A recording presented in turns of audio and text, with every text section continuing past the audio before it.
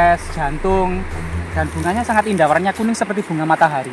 Nah, ini salah satu bunga yang mengingatkan sebuah kisah Arya Kamandanu dengan Meisin ya, di lereng Gunung Anjas Moro.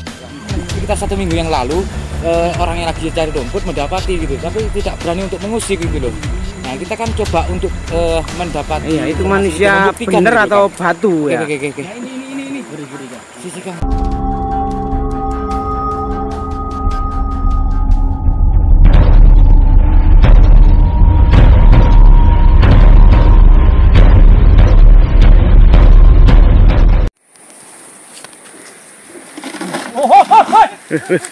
Apa itu, Rek?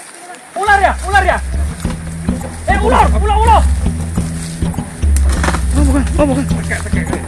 Oh, Mbak. Ono tekek awat deh. Kebulur Mas. Oh, playuran. Oh, tete ini malah anu, mboten pang. Bleduk. Iya. Apa? Ini ada sesuatu yang misterius ya. Kayak seperti arcaan finish gitu loh ya. Iya. Coba kita cari. Nah, jadi kali ini kita ada di lereng Gunung Anjas Moro. Lereng Gunung Anjas Moro ini identik dengan cerita Damar Wulan dan Putri Anjas Moro ya. Putri Anjas Moro dalam serat Damar Wulan ini merupakan putri dari Pate yang bernama Logender. Nah, Pate Logender ini dalam serat Damar Wulan diceritakan memiliki 2 putra, Layang Seto dan Layang Kumitir, serta Putri Anjas Moro menjadi nama gunung ini. Gunung ini masih misteri. Bahkan konon katanya di gunung ini masih sosok-sosok yang pernah dilihat oleh warga setempat adalah seorang pertapa yang sangat tua. Bahkan termasuk ya orang-orang pasukan Jepang pada masa lalu itu masih bersembunyi di lereng Gunung Anjas Moro. Mari kita simak ya jejak-jejak misteri ini.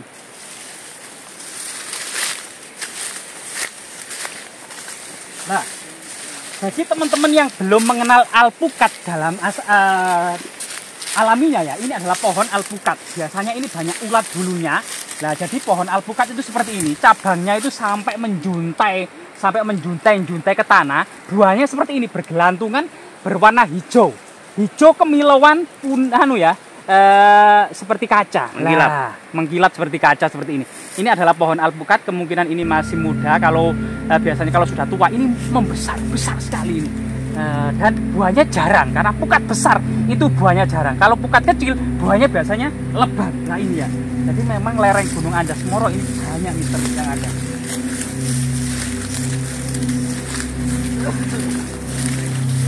Nah, seperti ini. Ini namanya pisang Raja Nangka ya.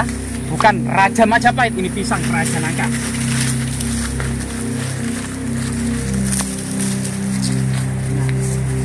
Seperti inilah kondisi semak belukar yang di lereng Gunung Anjas Moro, seperti masuk ke dalam lorong-lorong rahasia, gua-gua di bawah semak belukar. Jadi kita keluar masuk semak belukar seperti ayam hutan. Jadi mengingatkan kita pada pelarian para bangsawan Singosari, Raden Wijaya, Lembu Sora ya, termasuk kemudian Banyak Kapuk dan teman-temannya Raden Wijaya melarikan diri dari serangan pasukan Jaya Katuang dari Gelang-Gelang.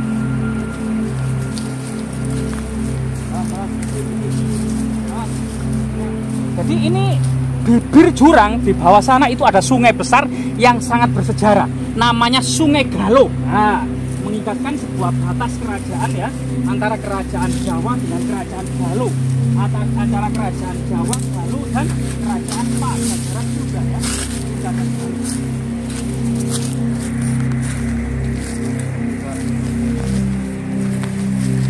Apa kan? Aman. Selain kemudian nilai budaya, flora dan faunanya ya, termasuk di sini itu ada bunga langka.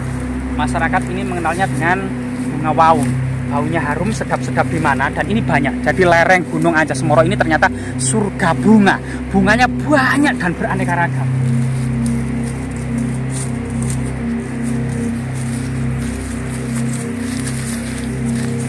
Nah, termasuk selain bunga yang berwarna pink, ada juga bunga yang berwarna kuning merona. Ini kesukaan kumbang atau tawon-tawon ya.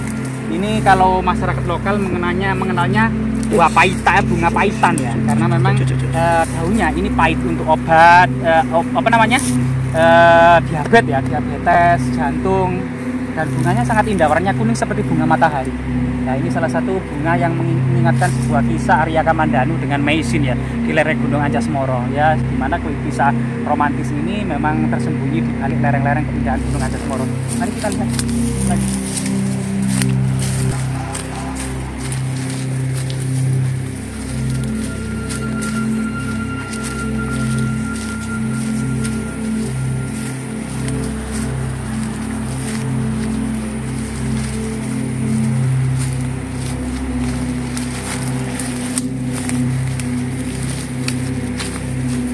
Lereng Gunung Anjasmara ini batu-batuannya merupakan batu andesit yang sangat tua, terbentuk sekitar 50 juta tahun silam, merupakan dataran tertua dari Pulau Jawa bagian tengah. Karena Pulau Jawa bagian tengah ini merupakan dataran tertua, terbentuk sekitar 50 juta tahun, didahului oleh Jawa Barat terlebih dahulu sekitar 60 juta tahun, kemudian diikuti dan diiringi bagian pesisir utara mengalami pengangkatan yang dikenal dengan Pegunungan Kendeng Utara dan Pegunungan Kendeng Selatan.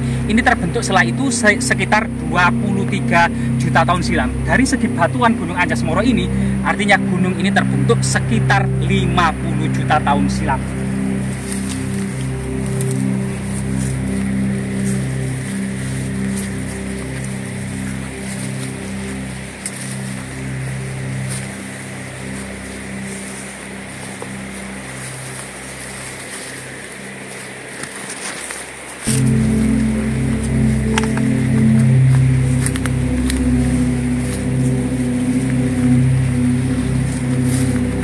Di sisi yang lain ya, selain kemudian aneka bunga dan buah, juga ini adalah pete. Nah, ini pohonnya. Nah, pete ini juga merupakan primadona lereng gunung ini ya. Pete ini masih menjadi cita rasa masakan Jawa, yang kalau ada pete ini bisa meneteskan air liur. Jadi ngiler kita melihat pete. Pete banyak di hutan ini ya. Jadi lereng Anjasmara pernah menjadi perhatian pemerintah kolonial Belanda karena terdiri dari lebih dari 1000 bukit, lebih dari 400 puncak-puncaknya. Ada puncak Semar, Watu Jengger, Anjasmara ya, bahkan kemudian banyak sekali Buta ya, dan itu banyak sekali puncak-puncak dan ribuan lereng. Kemudian dari penelitian penggalian Candi Tikus itu kemudian terendam tanah aluvial sedalam 2 meter yang diduga oleh pemerintah kolonial Belanda dari lereng-lereng Anjasmara yang dibawa oleh arus Sungai Pikatan, Sungai Galo ya, sungai termasuk banyak sungai yang di sini anak-anak sungai. Kemudian menyatu menjadi Sungai Berangkal yang itu kemudian masuk ke wilayah ibu kota kerajaan Majapahit yang pernah terjadi banjir. Dalam berita Pararaton disebut dengan Mah Banyu Pindah, artinya terjadi banjir bandang.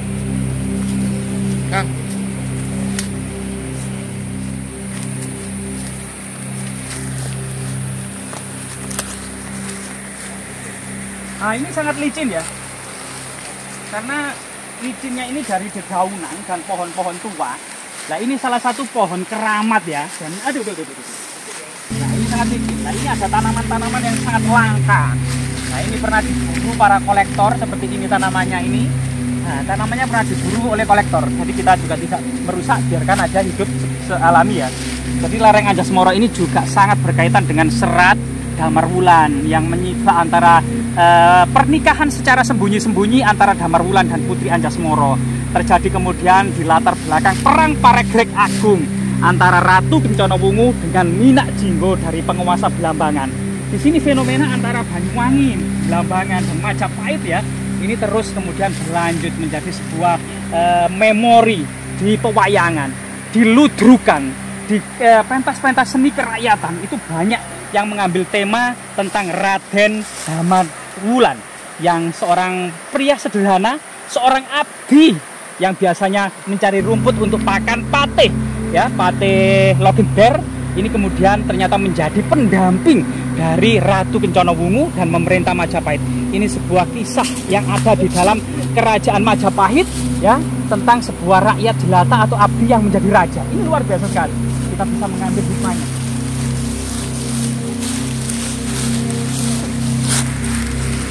Lumayan ini.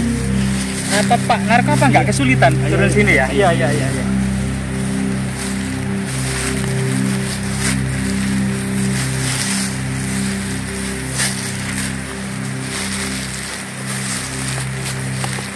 Nah, kita memasuki area sebuah cekungan sempit tersembunyi yang dikelilingi oleh ratusan meter bukit dan tebing yang sangat terjal.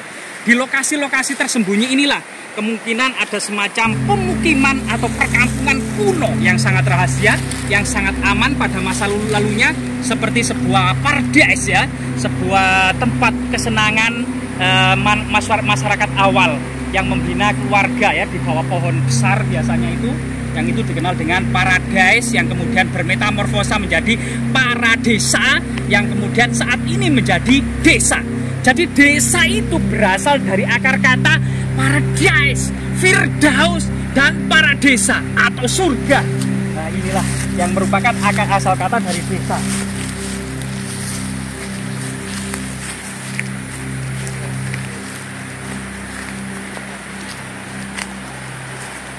Bah, ini apa ini, Bah?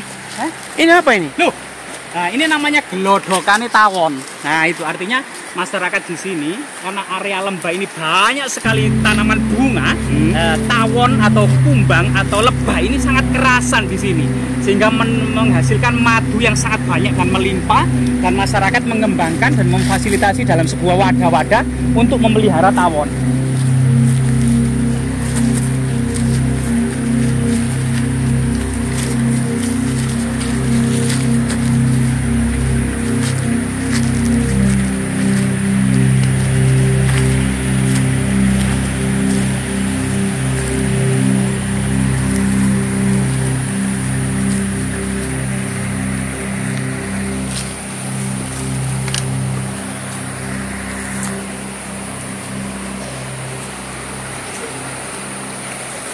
Dan ternyata memang benar-benar sangat luar biasa sekali. Sambil kemudian menikmati dan memetik kopi robusta. Nah ini sudah kering ya, kopi robusta. Nah ini kalau sudah matang ini berwarna merah. Dan biasanya rasanya itu seperti cherry. Jadi cherry coffee ini berwarna merah. Ini biji kopi yang ada di dalamnya. Dan ini lendirnya ini biasanya berasa manis. Tapi manis namanya cherry ya, cherry kopi ini luar biasa sekali. Ini memang sudah dikembangkan. Jadi ada dua jenis kopi yang dikembangkan di lokasi ini, di lereng Anjas Moro ini, yang berdaun lebar namanya robusta, yang daun kecil-kecil itu biasanya arabica. Ada dua jenis ya. Sudah kita dekat sekali dengan lokasi yang konon katanya menurut masyarakat ada seseorang keturunan Majapahit yang masih hidup, diduga masih hidup, asli keturunan Majapahit, sedang bertapa sampai berlumut ya. Kemungkinan di sebelah sana sebuah batu-batu raksasa yang mengumpul menjadi satu, ada gubuk kecil di sana. Oh itu ya. Nah konon katanya seseorang yang bertapa tersebut di sana. Ada semacam struktur punden berundak-undak. Nah di sanalah kemudian kita akan mendapati sosok tersebut yang sangat misterius dan kita dibuat penasaran. Tetap ikuti video selanjutnya.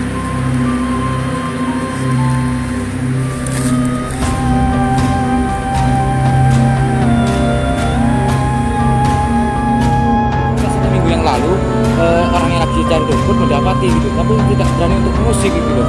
Nah kita kan coba untuk mendapati itu manusia bener atau batu ya.